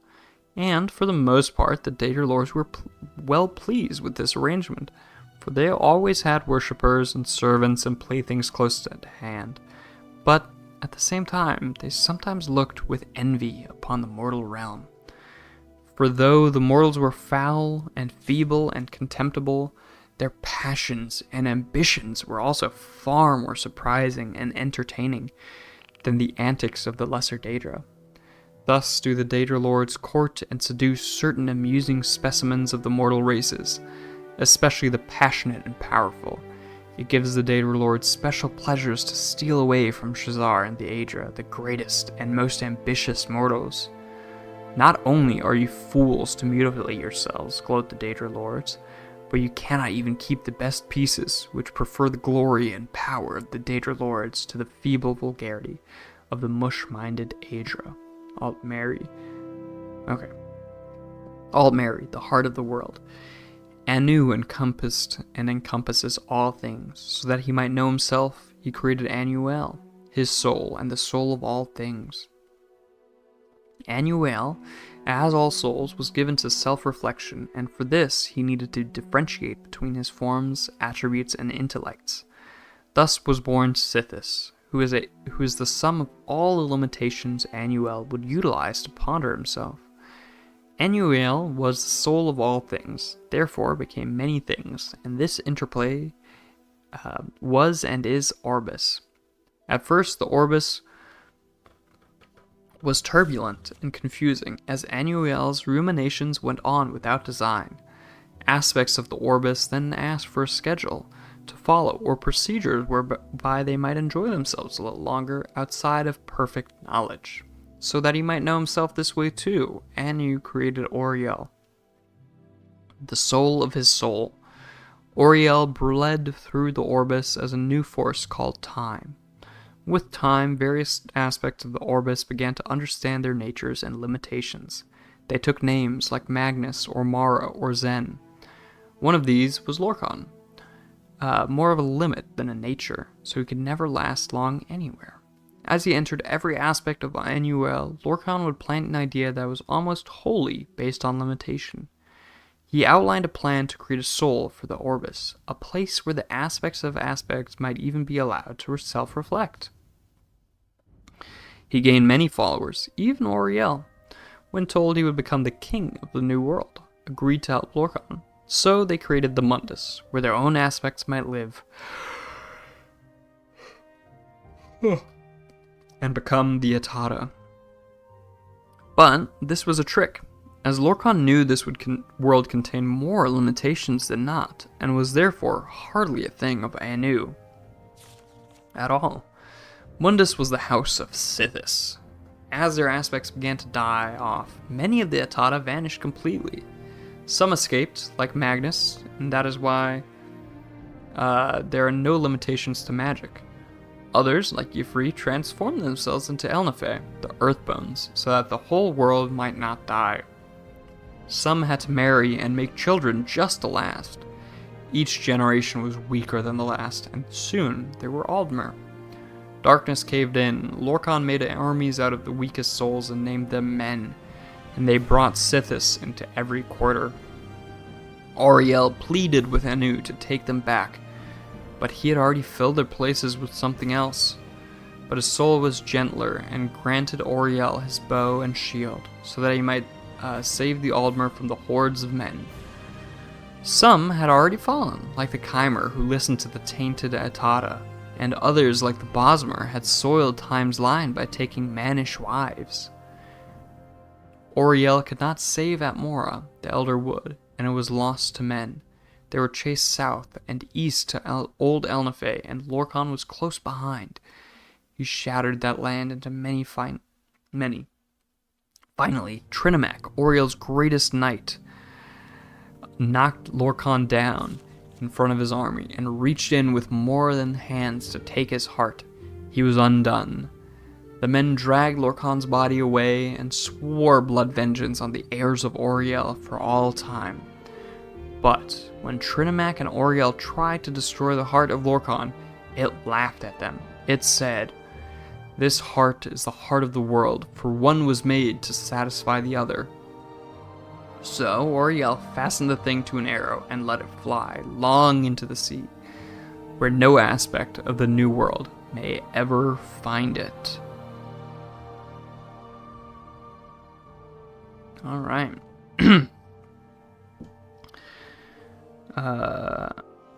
You reading names is like the kid from Billy Madison, to Tay Jr. Yeah. It's, the names in this, oh man, the names in all this lore, oh, it's so hard to pronounce some of these things. You want Elder Scrolls 7 to take place in the Grey Maybe? Probably not gonna happen. I'm pretty sure they've already announced it's gonna, I mean, the Grey Maybe would be like, you know, before the first era, and the games take place in like the 4th era, I think. So probably probably not. I'm pretty sure they've already announced it's Hammerfell that it's taking place in, maybe something like that. Hakuna Matata, what a wonderful phrase. Yeah, it's great. You have an Ekel, that's my fan now.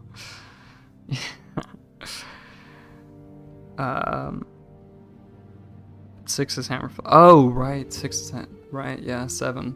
I mean, they're probably just going to keep going into the future rather than going into the past, though. That's, I guess, more what I'm saying. That's right, the Australian Ouroboros. Tall Papa, my guy. Yeah, Tall Papa's great. Great guy, Tall Papa. Their races against their own creations, yeah. Mannish wives.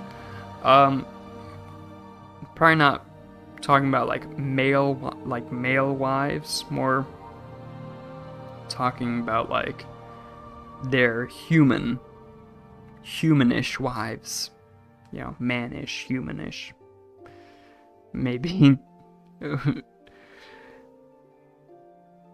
masculine wives. Yeah, I think it's more they're human-like, but it would be funny if that was what it was. All these Bosmer, they're taking on these They're really masculine wives.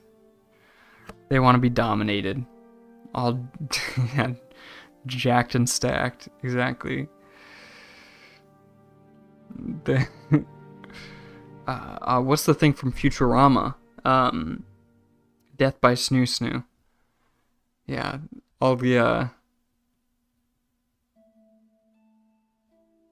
Bosmer wanna have death by Snoo Snoo.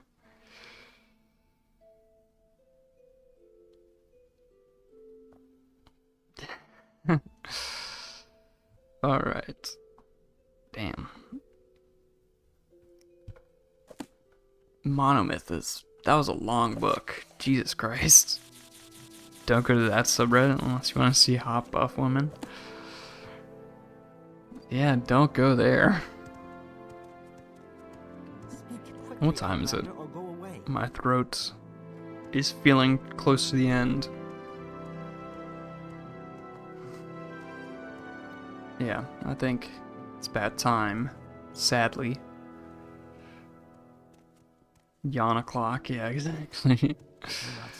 The Monomyth, okay. But we read some good books, and we also found a place where there are lots of books. There's probably even more like upstairs and stuff, which, I mean, I don't have a way to get up right now, but, you know, it's a good location with lots of books, probably. So, let's go ahead and save. And exit. Oh. I've been meaning to ask you this, Christian. I previously had asked the band that you were in, because, you know, always up for listening to more stuff. But going back, like, I just kind of assumed I could just go back and, like, find the comment, or, you know, in the chat, but it is so hard to find. So this time, if you're okay with sharing, I'm going to write it down this time. Board approval. That's right. Yeah. Okay. This time, I've written it down, so I'm not going to forget it. Because, yeah, I was so frustrated. You think you're clever. I mean, it's a good name. Because, yeah, I was so frustrated last time. Because, like, you know, after stream, I went to bed. And then the next morning, I was like, all right, I got to go back to the stream and find the band name. But then I was, like, trying to scroll through the chat. But for some reason, like, you know, if you go to the live stream, like, rewatch it, you can only view the chats, like, that are within a 30-minute window. So you have to find these specific 30 minutes where a chat happened, and I didn't know it. But yeah, I'll check it out this time. I wrote it down this time, so I'll definitely remember it. Oh wow, brutal. Yeah, no, it was a bit annoying. Because there was something else, I don't even remember what it was, but it was something else. I was like, all right, I'll just go back the next day and find it, but I couldn't, so yeah, it's a bit annoying, but whatever. All right, it was good to have you here. I had a good time. I don't know. It's always such a good time to read these books. But that's gonna do it for tonight. Hope you had a good time. And, yes, sir, fun times in Bookland. Exactly. They make some great books here. And, yeah, have a good night, good day, whatever time zone you're in. And, yeah, peace.